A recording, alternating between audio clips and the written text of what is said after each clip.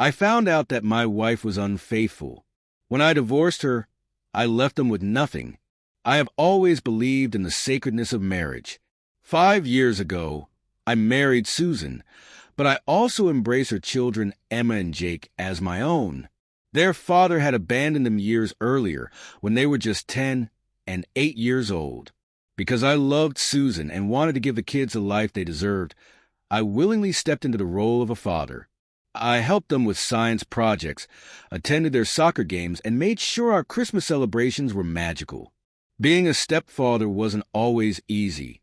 Whenever I set rules or denied unreasonable requests, they would sometimes remind me, "You're not my real dad." But I told myself they were just kids. They would understand someday. Then came the betrayal. It started with small things. Susan began working late more often. She would giggle at messages she refused to show me and kept her phone glued to her hand. One evening, while she was in the shower, I checked her phone. What I found shattered my world. She had been exchanging inappropriate messages and intimate pictures with a coworker. I felt sick to my stomach. I confronted her immediately. She didn't even try to deny it. Instead, she blamed me, saying, "If you had made me feel wanted, this wouldn't have happened." It was the ultimate betrayal. I had given my time, money, and love to this family, only to be repaid like this. A few days later, things reached their breaking point. I sat Emma and Jake down and told them that Susan and I were getting a divorce. I expected them to be upset, maybe even cry. Instead, Jake just shrugged and said, "You're not our real dad anyway, so just chill." Emma added, "Mom says you're overreacting." The only thing I did, according to Susan, was overreact. The next day, I filed for divorce.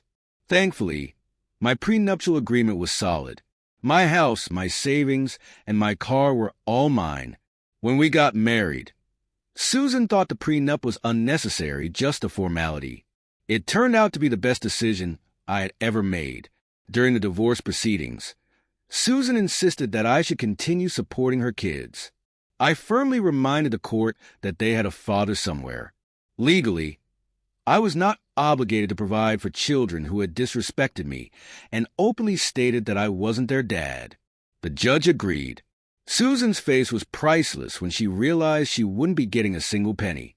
She had to move out, find a job that could actually support her, and explain to Emma and Jake why their comfortable lifestyle was over. The day they left, the house finally felt peaceful, but also strangely empty. For the first time in years, I had my life back.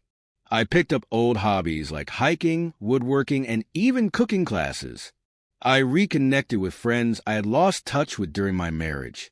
About 6 months later, Susan called me, crying. She said life had become unbearable for her and the kids. They were living in a small apartment. Emma was always upset, and Jake had started getting into trouble at school. She begged me to help. I remained calm and simply told her, "You made your bed. Now you have to lie in it." She tried to guilt-trip me, claiming that the kids miss me. But I knew the truth. They didn't miss me. They missed the stability I provided. And I wasn't going to be their safety net anymore. A year later, through mutual friends, I learned that Susan's affair had fallen apart. Her co-worker had dumped her the moment our divorce was finalized. The perfect image she once had was now shattered. She was working 2 jobs just to make ends meet. Meanwhile, I was thriving. I had met someone new, a woman who valued me for who I was, not just for what I could provide. For the first time in a long time, I felt truly happy. But this time, I was taking things slow. Although it wasn't their fault, Emma and Jake were just kids, and I do hope they're doing okay. But I've learned a valuable lesson. Respect is earned, not given. And family isn't just about blood. So when people ask if I ever regret leaving, my answer is simple. Not for a single second. I realize that holding on to resentment only weighs you down. Susan and her children were part of my life, but they never defined who I am. I chose to focus on what I could control, my future, my happiness, and the relationships that truly mattered. Lily, my new partner, was a refreshing change. Our relationship was built on mutual respect and shared goals. She understood my past without judgment, which made all the difference. Like me, she had a young son, Ryan, from a previous marriage. But this time, I approached things differently. I took my time getting to know Ryan, making sure to set healthy boundaries. He was a polite, curious, and light-hearted child, and he reminded me of why I once wanted to be a father figure. However, I never tried to replace his father, and he never saw me as one. Instead, we formed a natural bond through simple joys, Saturday morning cartoons, and building model airplanes. About 2 years after the divorce, I unexpectedly ran into Jake and Emma at a nearby grocery store one afternoon. They had grown taller and seemed more mature, but their expressions were hesitant. Jake, who had always been the talkative one, took a moment before finally saying hello. Surprised, I smiled and asked how they were doing. He lowered his gaze, shuffled his feet, and mumbled, "Mom is struggling. We miss how things used to be." Emma, standing beside him, quietly added, "Yeah." Although I knew I couldn't reopen that chapter of my life, I felt a moment of sympathy. The children were never to blame for their mother's choices. Gently but firmly, I replied, "I hope things get better for you. Take care of yourselves." They gave a small nod and walked away. As I turned down another aisle, I could still feel their gaze on me. Even though it wasn't exactly closure, I was finally able to let go of any lingering guilt. As time passed, my life only got better. Last year, Lily and I had a small, intimate wedding surrounded by close friends. Ryan was my best man. We recently bought a cozy home on the outskirts of town with a spacious yard and a workshop.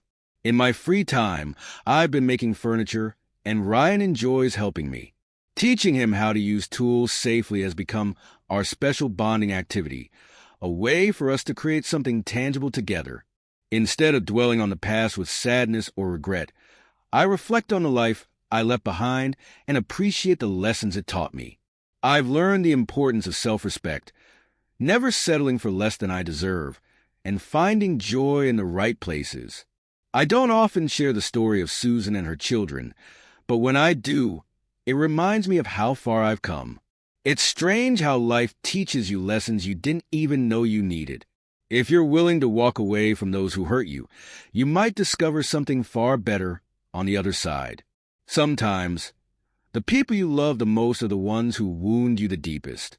The greatest revenge, in my opinion, isn't anger or resentment. It's thriving despite the betrayal. Not only did I survive, but I built a life filled with happiness, love, and purpose. Happiness is always within reach for those who seek it, and life doesn't end after betrayal.